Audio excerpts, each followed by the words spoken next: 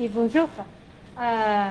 Merci beaucoup d'être venu. Je vais vous parler aujourd'hui de quelque chose qui est très de mon cœur. Vraiment? J'ai une passion pour aider les gens qui sont en minorité ou qui sont à risque.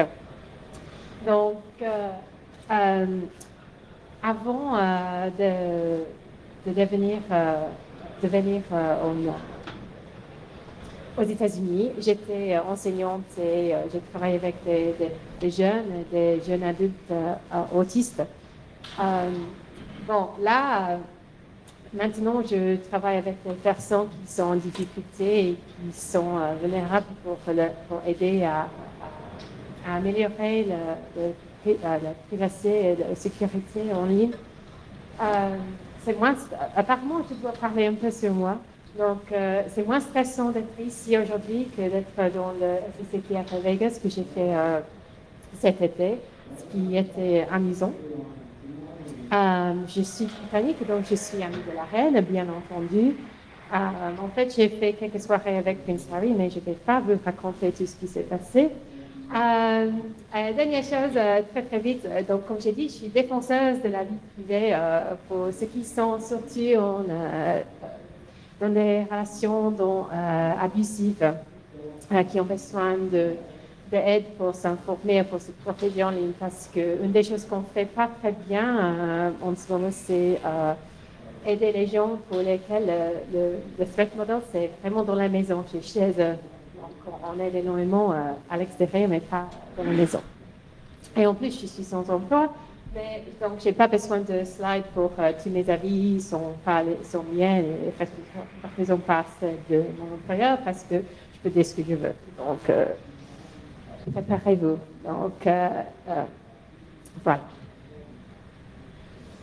OK, donc qu'est-ce que c'est l'autisme? C'est une des choses qui est le plus important à comprendre quand on peut avoir 100 gens, 100 personnes autistes dans une pièce et il y aura pas, ils auront tous des choses différentes. Donc, il y a pas, c'est pas comme une maladie ou un handicap, ou peut-être qu'il y a des communalités, de vraies communalités entre deux personnes même. Donc, on a certains traits, certaines choses qui sont fréquents, mais pour certains gens, c'est très très léger. Pour certains gens, c'est assez difficile à s'intégrer dans le monde du travail. Et donc, voilà. Donc, comme j'ai dit, c'est pas un handicap ni un dysautre. Donc, il y a trois difficultés en première. Donc, l'autisme, c'est comme un arc-en-ciel. On parle souvent de spectre, mais c'est mieux, c'est plus joli de penser d'un arc-en-ciel où on a des difficultés légères, graves, et même des difficultés très très graves on peut surmonter ces difficultés. Donc, on a eu des études. euh, il y a une jeune fille, par exemple, qui s'appelle Carly Flashman, qui, vers l'âge de, je crois, 18 ans, a commencé à parler et s'exprimer, et personne ne savait qu'elle pouvait lire et s'exprimer. On pensait que pendant 18 ans, qu'elle était incapable de communiquer. Donc, on a parlé autour de elle, sur elle. On a fait des décisions pour elle. On a pensé qu'elle était tout à fait juste un être vivant, mais comme un animal, quoi. Et maintenant, elle est là, elle est en train de faire des entretiens avec Ashton Kutcher. Okay, donc, c'est vraiment important qu'on ne pense pas que les gens sont sans espoir ou qu'on ne peut pas aider ces gens. Et ça, c'est le même pour tout le monde. Donc, c'est une des choses, les buts de ce discours, c'est de montrer que, en fait, pour vraiment avoir l'inclusion, il faut donner des chances, il faut commencer une conversation, il faut aller vers les gens au lieu de parler. Parce que si moi, par exemple, je suis neurotypique, je ne peux pas tout à fait comprendre ce que c'est d'avoir un handicap ou d'être autiste ou quoi que ce soit. Donc, il faut vraiment parler avec les gens. Après, on commence à comprendre. C'est comme ça que l'inclusion vient. Parce qu'il y a une différence entre la diversité et l'inclusion. Okay. Donc, l'autisme, l'Asperger et l'ADHD sont un petit peu liés. Et je ne vais pas vous faire tout un discours scientifique et académique là-dessus. En fait, j'ai fait mes études académiques, j'ai énormément étudié l'autisme et tout ça. Et on parle souvent de ASD, Autism Spectrum Disorder. Et on parle souvent des choses qui sont difficiles ou médicales.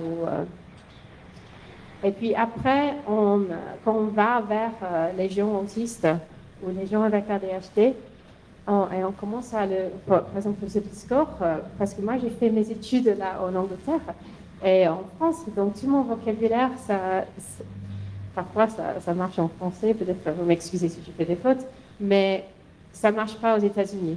Donc je leur ai demandé comment est-ce qu'on doit vous décrire quels sont les mots que vous voulez que j'utilise. Est-ce que c'est personne autiste, personne avec autisme, est-ce que c'est ASD, quelles sont les bonnes expressions, qu'est-ce que vous voulez que je dise sur vous? Et donc voilà exactement ce que je viens de dire, il faut aller vers les gens. Et dans ces discours, dans ces conversations, j'ai appris des choses sur moi aussi. Mais ils ont dit ce qu'on veut, c'est qu'on ne parle pas de nous comme si il y avait quelque chose de mauvais ou comme si c'était un défaut ou comme si c'est mystérieux ou dangereux. Et c'est important ça aussi, parce que la plupart d'entre vous, peut-être vous êtes autiste, peut-être vous êtes Asperger, vous avez ADHD, peut-être pas, mais probablement vous connaissez quelqu'un qui vous pensez, et on me dit souvent, ah oui, je travaille avec quelqu'un qui est autiste, je crois, oh, mon chef, il est un peu bizarre, je pense qu'il est autiste. Donc, c'est ça souvent qu'on entend, qu'on pense vraiment que ces gens sont là. Et en fait, c'est pour ça que j'ai pris le thème super-héros, parce qu'on peut pas, on doit arrêter de penser que les gens autistes sont ces super-héros comme Rain Man ou des savants, parce que ça existe, comme j'ai dit, dans l'arc-en-ciel, mais qu'ils sont comme nous, ils sont parmi nous, ils ont juste une façon de fonctionner qui est différente, qui n'est pas bizarre, qui n'est pas mauvais, mais qui est différent et qui apporte des bénéfices, en fait des grands bénéfices à nous tous. Donc, c'est pas, on ne comprend pas tout à fait encore les causes de l'autisme, de toutes ces conditions comme Asperger ou ADHD. Mais il y a trois choses qui lient, comme j'ai dit, donc social, sensoriel et cognitif. Donc social, c'est le plus souvent dépisté sont par nous, en fait. On dit souvent, oh oui, ce mec, cette dame, elle est bizarre. Elle dit toujours des choses bizarres dans les réunions. Elle n'arrive pas à me regarder dans les yeux. Ou ils viennent jamais au fait. Donc, c'est ça. Ils ont énormément de difficultés à savoir comment gérer les interactions sociales, à comment regarder les gens droit directement dans les yeux, et comment les choses que même nous, en tant que, si on est une personne typique, on a souvent des inquiétudes, on se sent mal à l'aise. Parfois, si on va à une fête ou si on va au bureau, si on parle avec le chef, mais on peut baser nos interactions sur une banque de données qu'on a déjà, mais eux, ils n'ont pas ça. Ils n'ont vraiment pas... ils ne comprennent pas, même si on explique parfois. Donc, il faut vraiment travailler avec ces gens-là et avoir un peu de patience avec eux. Sensoriels et cognitifs sont les moins évidents pour nous en tant que si on est typique. Donc, sensoriel, c'est surtout les odeurs et les lumières. Donc, les odeurs, même si on met un parfum et on se met à côté de quelqu'un, une personne avec autisme, ça peut les déranger et stresser et vraiment les rendre malades. Et on ne parle pas de « oh, je me sens pas très bien, je dois rentrer », c'est des migraines, et des stress et des crises. Donc, aussi des odeurs comme pour la cantine ou des choses comme ça. Donc, je travaille avec une dame qui qui ne peut pas aller à la même gym que moi les jeudis et vendredis, puisque les jeudis et vendredis, la cafétéria qui est à côté, ça cuisine des plats épicés. Et donc, les odeurs, ça la rend tellement malade qu'elle ne peut pas, puisqu'elle est autiste. Donc, ça ne me dérange pas autant que ça en tant que personne typique, ça me donne faim, mais je n'ai pas de migraine, donc il faut vraiment penser à ça. Et aussi, surtout, je vais parler de ça un peu dans un instant, mais les lumières, tout ce qui est néon, tout ce qui est, il y a beaucoup de lumières qui sont dans les bureaux qui, en fait, dérangent terriblement les personnes autistes. Après, cognitive, ça c'est un peu, ça c'est lié à tout ce qui est peut-être corporel. Donc, parfois, ils ont des gestes qu'ils n'arrivent pas à maîtriser, ce qui peut nous paraître bizarre, mais aussi, peut-être la chose clé au travail, c'est que même s'ils sont dans une réunion, parfois ils auront des difficultés à lier toutes les choses qu'on est en train de dire. Donc, c'est pas qu'ils vont pas comprendre, ils sont pas bêtes, ils sont pas stupides du tout. C'est juste qu'ils ont besoin d'écrire ou d'avoir après un petit résumé écrit. Ou peut-être pas demander ces gens de venir assister à des réunions de 7 heures, parce que ça existe, et c'est trop. Et donc, on fait ça, il faut juste faire des petites modifications, et puis ça marche à fond. Donc, c'est ça surtout. Donc là, ça nous amène à la neurodiversité. C'est une chose un peu complexe et controversée aujourd'hui, mais nous, on ne va pas aller dans le monde académique, scientifique pour débattre si ça existe ou pas. Pour moi, ça existe. Il y a des gens neurodiverses. Et la neurodiversité, j'ai vu quelque chose sur Twitter l'autre jour, je vous conseille d'aller voir cette dame. C'est comme neurodiversité. C'est comme si on travaille avec un operating system qui fonctionne différemment, comme ça. Donc, ça marche, c'est tout à fait valide. C'est tout simplement différent. Okay? Et c'est même un avantage compétitif. Okay? Donc, le Harvard Business Review même a dit que quand on a des gens qui sont autistes, quand ils sont au travail, s'ils sont bien intégrés et bien soutenus, ils sont 10 fois ou plus effectifs qu'une personne typique. Donc, pensez à ça. Donc, là, je reviens sur le point.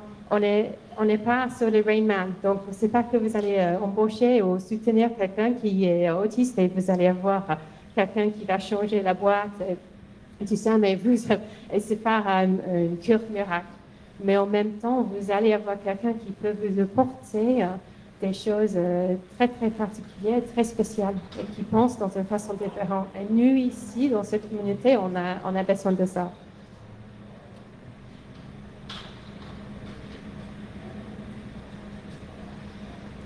OK, pourquoi est-ce que c'est important? Donc, c'est important d'avoir cette inclusion et cette attitude parce qu'on va souvent vers les clients et on accepte que les clients sont très, très divers, mais on n'accepte pas ça par les collègues. Un petit truc, voilà. Cool. Cheers. Cheers.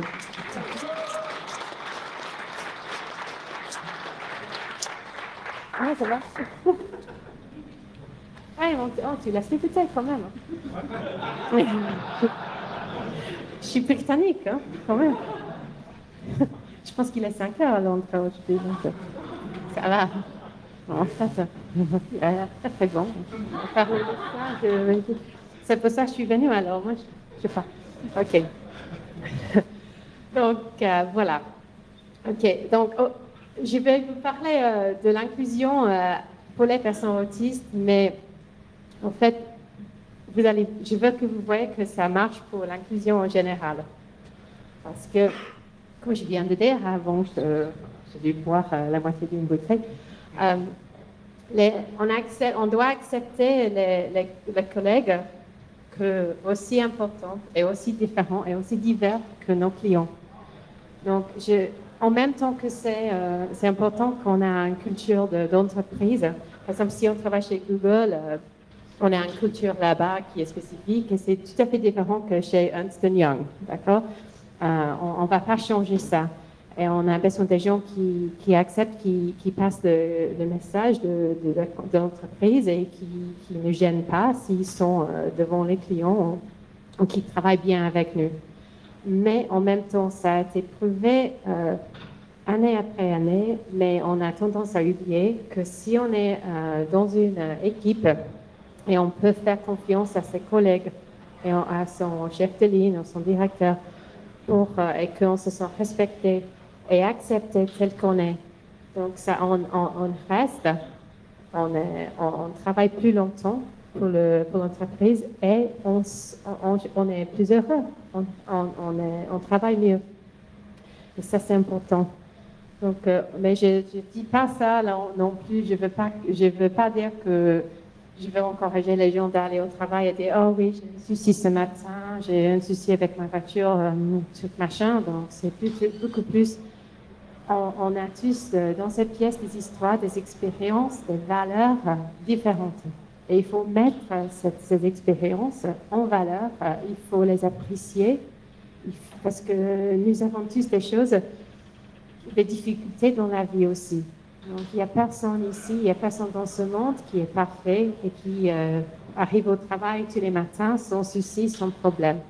Et une fois qu'on sent qu'on peut se dévoiler un peu, décrire ses expériences, vivre ses expériences, et qu'on est apprécié, ça roule.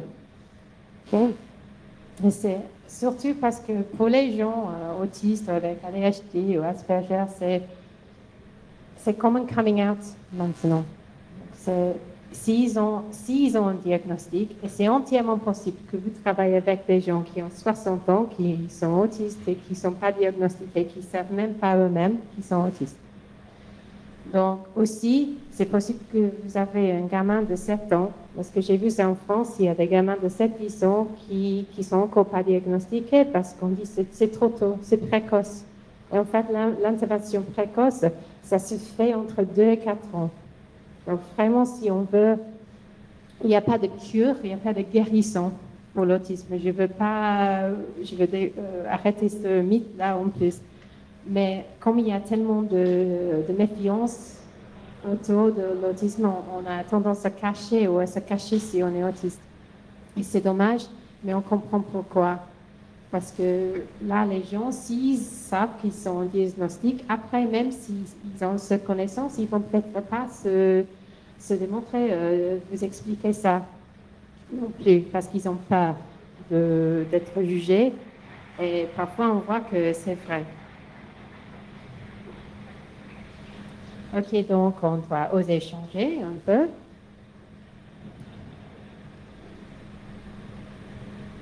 Donc voilà, comme je vous ai dit tout d'abord, pour moi, je vois ça peut-être pour vous, vous voyez cette image et vous pensez, oh mon Dieu, c'est juste un bureau un peu ennuyeux, je n'aurais pas envie de travailler là-bas. Ou peut-être vous pensez, ah oui, c'est pas mal, moi j'aime bien. Mais pour quelqu'un qui a des problèmes sociaux ou sensoriels ou cognitifs, on peut voir ça comme, bon, pas toujours, mais comme une scène d'horreur. Okay? Parce que d'abord, les lumières sont néons. Okay?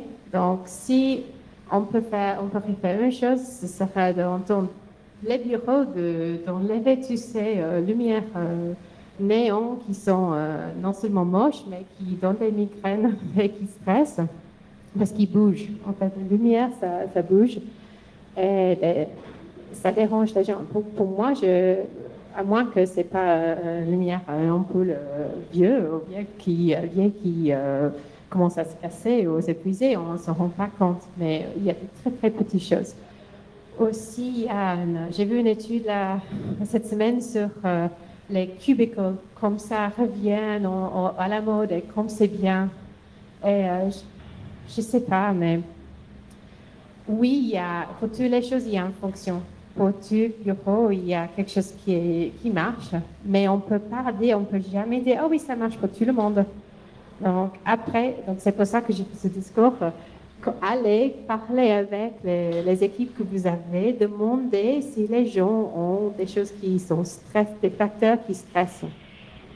Est-ce qu'ils n'ont même pas besoin de dire oui, je suis autiste, oui, j'ai des migraines à cause de lumière, je ne sais pas pourquoi, mais juste pensez à ça, parce qu'on n'a pas tous les moyens de Facebook d'aller réaménager tout l'espace, avoir des petits coussins un peu ici, et des ongles rouges et bleus et tout ça, la musique, mais et des os.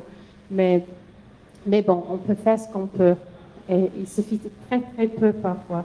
Donc, si vous avez un bureau comme ça et vous savez qu'il y a quelqu'un qui risque d'être dérangé, ou si vous-même, vous êtes dérangé par ça, donc il y aura probablement la possibilité d'aménager une zone où on peut aussi permettre, c'est là où l'InfoSec est super, parce que nous, dans notre au travail, on est famille, on n'est pas la vente et marketing. Okay? On peut mettre une casquette, on peut mettre des écouteurs, on peut même travailler toute la journée à l'intérieur avec des lunettes de soleil. Okay? C'est normal. On a le droit d'être un peu quirky, okay? Parce qu'on est un peu sec, on est un peu différent. Donc, ça marche. Donc, c'est aussi pourquoi c'est important de penser à ça dans le secteur tech, parce que on attire les gens qui sont, on attire les gens autistes. Parce qu'on peut travailler derrière un écran. D'abord, on peut on peut juste, comme j'ai un ami qui dit toujours, I earbud so hard all day. C'est juste, on peut juste s'enfermer contre le monde. Et ça, c'est normal pour nous. Et c'est pas normal si on travaille sur une caisse à Target ou je sais pas, en tant qu'à la vente, parce qu'on peut pas, on est devant les gens tout le temps. Après, les gens aussi, ils ont des atouts qui sont très utiles pour nous. Donc, surtout si on veut, si on parle des programmes et tout ça, les écoles de code, on a des enfants qui ont dit, oui, à San Francisco, j'ai parlé avec une école qui apprend le coding aux enfants de moins de 9 ans. Ils pensent que plus de 60% des enfants là, même s'ils ne sont pas identifiés par leurs parents, ils sont autistes. Et ils sont phénoménaux parce que c'est juste leur zone. Ils aiment bien créer des informations comme ça et travailler tout seuls. Et c'est un langage qu'ils comprennent. C'est l'ordinateur, c'est leur ami.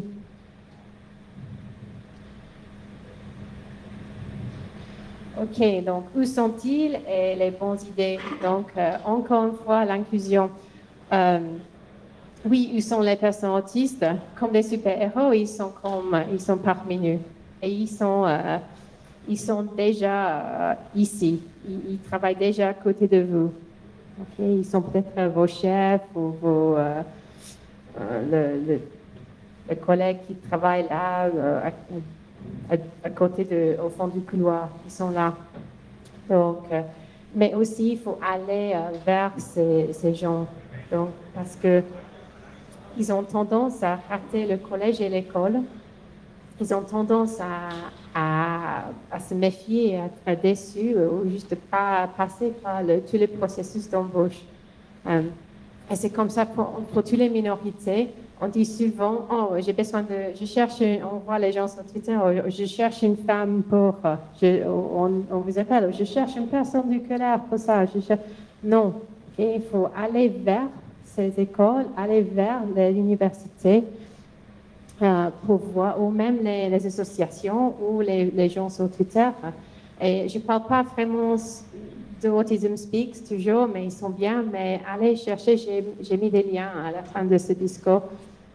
Allez voir ça un peu. Et si vous voulez vraiment trouver les gens, ils sont là. Mais c'est difficile pour eux de s'intégrer. En fait, c'est difficile pour nous tous. Parce que si on cherche, moi je cherche du travail en ce moment, je suis fonction typique et pour moi-même c'est difficile. Donc déjà les descriptions de travail pour quelqu'un avec qui est neurodiverse ou qui a des problèmes cognitifs, ou même une personne qui a l'imposter syndrome, on voit 50% des job descriptions sont des rockstars.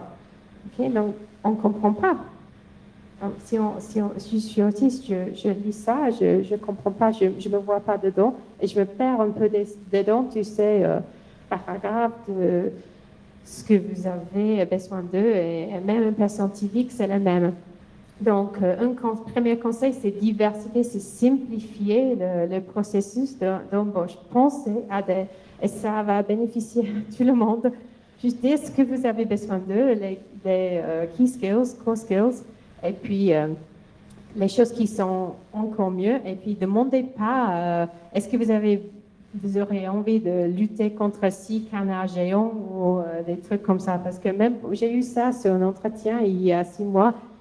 Et même fonction typique, je me suis dit, oh merde, vous voulez savoir ce que je peux faire ou quoi?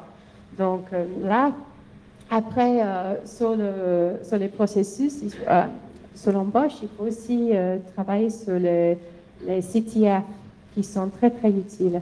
Donc, par exemple, ce que vous faites aujourd'hui, mais si vous faites ça, si vous avez un poste, faites un CTF ou juste faire un CTF en général, et puis vous allez voir, ça va attirer les gens. Ça va attirer toute une gamme de gens que vous n'auriez pas vu autrement, parce que c'est exactement le genre de personnes que vous voulez attirer. Okay? Si vous travaillez dans le marketing, peut-être pas, mais nous, on est information security, donc on veut les gens qui sont attirés par ça. Et juste appuyer un peu plus sur les profils, les GitHub et tout ça, moins que juste une addition. Est-ce que vous avez d'autres sites web? Est-ce que vous avez un site Medium? Bon, insister un peu plus sur ça ou mettre en valeur le fait que quelqu'un a ça. Parce que pour les gens autistes, de plus en plus, ils sont en ligne. Parce qu'ils ont pas, ils ont des difficultés, comme je viens de dire, sociales. Donc, faire des interactions avec un écran, c'est plus facile qu'avec une personne. C'est le même, et ça va aussi dans les entretiens. Permettre les entretiens par Skype, pas forcément face à face, mais pas forcément non plus venir au bureau et puis rencontrer une panel de 10 personnes qui vont vous poser des questions parce qu'ils vont même pas venir. Ils vont même pas arriver au bureau parce qu'ils auront peur ou ils vont vous paraître bizarre et puis ce sera la fin. Donc, si vous n'avez pas encore entendu parler, Méticulance est basé en Canada. Et c'est une entreprise qui est même que Oticon qui est en Angleterre. Et il y aura d'autres, mais je vous ai mis juste les deux, comme ça c'est canadienne, c'est bien. Mais ils offrent des conseillers, des experts qui sont des personnes avec autisme. Donc c'est une entreprise qui les embauche, qui les forme et qui les soutient. Et puis après, ils travaillent ils donnent des conseils. Donc c'est comme c'est consulting. Autism Consulting, Autism as a Service, presque. Okay? Donc, les clients de Méticulon et Oticon, ils sachent qu'ils sont au courant qu'ils vont recevoir ou ils vont travailler avec quelqu'un qui est autiste. Donc là, ils ont la patience aussi, ils attendent un peu et en plus, ils savent qu'il y aura quelqu'un qui aura peut-être des difficultés dans certains aspects de la vie au bureau, ou qui aura certains besoins. Et en plus, Méticulon, Oticon, ils travaillent avec pour aider. Ils travaillent avec l'entreprise et ils soutiennent l'expert. Donc, je ne veux pas dire, c'est pas comme des gamins qui vont faire un stage. Okay? C'est des adultes ou c'est des jeunes adultes, mais qui sont tout à fait capables, mais qui sont soutenus. Et comme j'ai dit, si on est soutenu, on est 10 fois, voire plus effectif qu'une personne typique. Donc, pensez à ça, surtout si vous avez besoin de des gens pour consulter ou pour embaucher ou pour juste des contract roles. Voilà, Méticulon, Oticon ou des entreprises comme ça. J'ai vu conseil vivement parce qu'ils sont... Je pense que Méticulon, pour l'instant, ils n'ont que 6 gens qui travaillent, 6 consultants qui travaillent, mais ça serait super bien de les voir agrandir un peu. Et si vous allez sur le site Méticulon, le site est en travaux cette semaine, qui m'aide énormément, mais il y a quand même des informations là-dessus.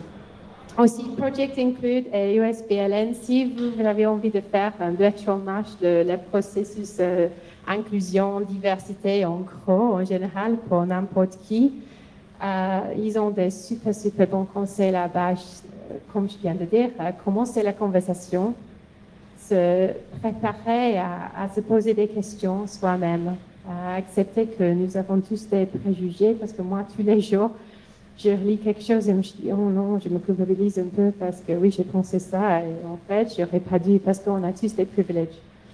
On a tous des bias. Donc, c'est ça qu'il faut un peu. Il faut juste être au courant de ça parce que après, on peut changer. Donc, le principe, on m'a dit l'autre jour, oui, il faut que les gens, pour l'égalité, oui, il faut qu'on donne l'égalité aux gens. Non, c'est pas ça. Ils ont déjà le droit. Okay? Surtout si on est blanc, si on est un homme blanc en plus. Moi, je suis femme blanche, donc je suis pas personne de couleur, je suis pas handicapée, je suis pas quelque chose, je suis pas une difficulté en particulier. Donc, je suis déjà en position d'avantage. Mais ça ne veut pas dire que, oh oui, aujourd'hui, je pense que je vais donner des chances à quelqu'un. Ils ont déjà le droit d'être là. Déjà. C'est dommage qu'on est en 2017 et on a quoi? On a un Starbucks qui met des gens, personnes sourdes, derrière la caisse, sur la caisse. Donc, ça devrait être tout à fait normal et fréquent. Pourquoi est-ce qu'on ne voit pas ces gens? Pourquoi est-ce qu'ils sont cachés? Et particulière, sur l'autisme, je vois des enfants, des jeunes personnes je parlais avec une fille de 16 ans elle avait 16 ans il y a 2-3 ans, donc maintenant elle est quelque part perdue dans le système, mais elle était en Suisse, elle était cachée dans le système éducatif. Donc elle était à l'école avec l'acceptance du directeur de l'école. Donc le directeur savait qu'elle était autiste, il l'a permis d'être à l'école. Donc, on est en Europe, on est quelque part dans un pays moins acceptant. C'est bête et c'est bizarre et c'est pas juste. Donc, si c'était nu, si c'était mon ami, mon enfant, j'aurais envie qu'ils auront toutes les mêmes chances. Et si on est caché, si on se rend compte qu'on doit se cacher parce qu'on est moins que si on se sent toujours lesbienne, c'est pas une bonne façon de commencer la vie. Donc, nous avons tous des valeurs. OK.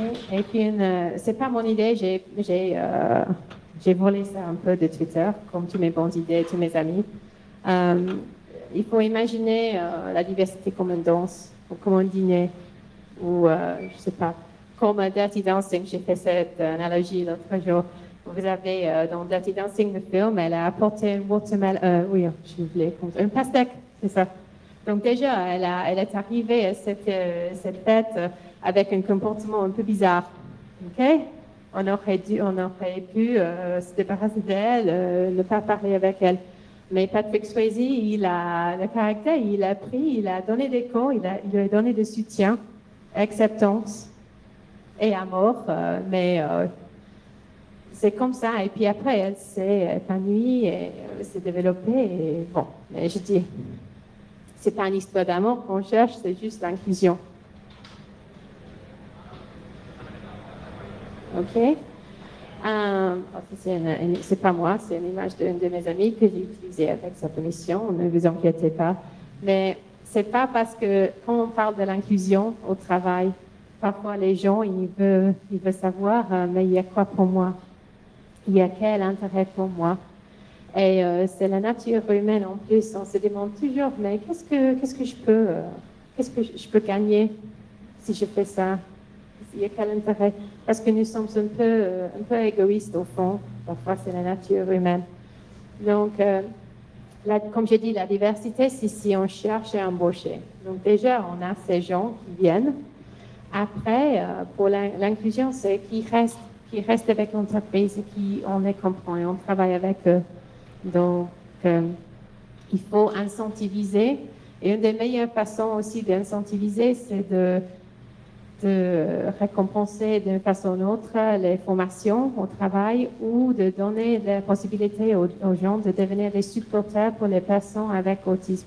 Donc ça, ils aiment parce que même si je viens de vous dire qu'on est tous un peu égoïstes au fond, on est tous, je crois, des bons gens qui veulent aider, qui ont envie d'aider au fond aussi. Donc c'est comme ça, dans tous les désastres, tous les problèmes du monde, on dit qu'il faut chercher les gens qui aident, chercher les helpers. Donc ça aussi, c'est une des meilleures façons qu'on trouve d'incentiviser. On demande s'il y a des gens qui veulent travailler avec. Donc s'il y a quelqu'un qui a des problèmes, des soucis cognitifs, par exemple, OK, on va travailler avec eux. On a besoin d'un bénévole pour expliquer à Louis ou à Janine qu'est-ce qui s'est passé dans leur réunion pour trier, pour organiser les idées. Ou on a besoin de quelqu'un pour aider les gens à organiser le journée, parce que les personnes autistes, ils ont besoin en général, ou même ADHD, Asperger, ils adorent la routine. Même avec images, on commence avec les enfants avec des images. Ok, puis tu vas mettre tes chaussettes, une image des chaussettes.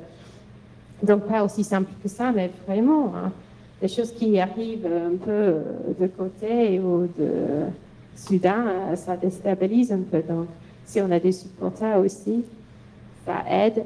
Et les gens qui sont bénévoles, ils sont récompensés parce que soit c'est je ne dis pas toujours si c'est récompensé financièrement, mais si c'est reconnu un peu comme les CPE ou quelque chose comme ça, comme vous avez fait quelque chose, vous avez contribué à rendre cette entreprise mieux pour les gens. Parce que l'inclusion, c'est important quand même. Donc c'est aussi important que le revenu de l'entreprise. Et je dis ça parce que j'ai un ami qui est comptable. Et il m'a dit, oh mais Michel, tu sais, l'inclusion.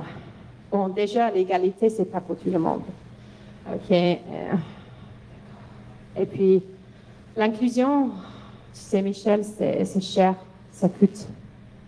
On peut avoir l'inclusion et l'inclusion. Non.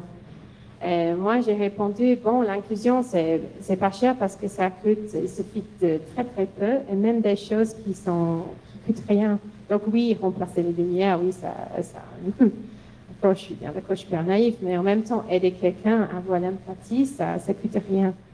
Donc, être gentil, penser à quelqu'un, prendre le temps d'avoir une conversation, prendre le temps de comprendre, ça coûte rien.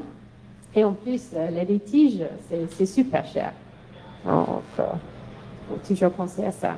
Donc, ce qu'on cherche, c'est une culture de complicité. Et puis, franchement, rinse and repeat. Juste continuer. Ne jamais penser que vous avez tout fait.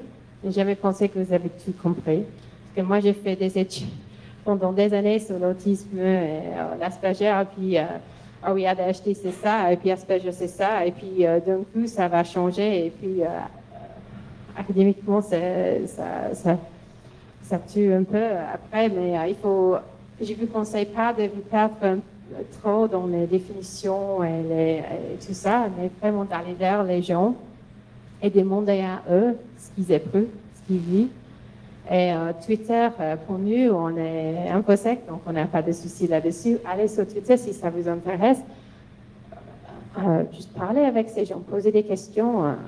Glisser dans les DM, ça va, ça ne les dérange pas non plus parce il y a des forums, ils adorent qu'on parle comme ça parce que c'est moins difficile et vous allez apprendre des choses. Et puis après, vous allez apprendre comment parler avec les gens si vous n'avez pas peur. Parce que aussi au travail, parfois, on a un peu peur de demander, de poser des questions parce que ça devient un petit peu controverse. Et c'est ça aussi. Donc, inclusion aussi, c'est pas c'est pas confrontationnel. C'est juste une conversation. Mais il y aura des choses difficiles et il va falloir accepter qu'on n'a pas tous tout compris. OK, donc je vais finir bientôt. Donc, ce que je veux laisser, l'idée que je veux laisser avec, c'est qu'il faut travailler en équipe et qu'il faut vraiment se souvenir que l'empathie, ça gagne, c'est utile. Donc on est tous capables de ça. On est tous capables d'écouter et de parler et de poser des questions. Mais on a tendance un peu à oublier ça parce nous sommes souvent en travail à la maison ou derrière les écrans ou derrière les écouteurs. Et c'est le même pour les personnes autistes ou ADHD. Mais il faut prendre le temps d'aller vers ce genre juste pour comprendre. Et l'empathie, c'est jamais en mieux. Donc là, je vous ai mis quelques sites qui sont utiles, surtout les trois sur Twitter là. Ils sont beaucoup plus utiles, à mon avis, que Autism Speaks ou les autres organisations officielles pour les personnes autistes. Pour moi, le problème, c'est c'est un peu comme si j'ai parlé avec quelqu'un l'autre jour, on était dans une conférence sur la diversité et on a dit que c'est souvent difficile pour les gens, ils en parlent de dire est-ce que vous voulez que je vous parle comme African American ou est-ce que vous êtes black ou quoi que ce soit. Donc il ne faut pas avoir peur, il faut juste demander aux gens. Ok, donc les jeux là sont utiles et puis après, mais ce sera sur les slides. Ok, voilà, et c'est tout. Donc, n'hésitez pas à me contacter. Mais ça, je suis toujours ouverte aux questions et tout ça. Et voilà, et c'est pas mon adresse, mais vous allez trouver où c'est. Okay. Merci beaucoup pour votre attention. J'espère que ça a été.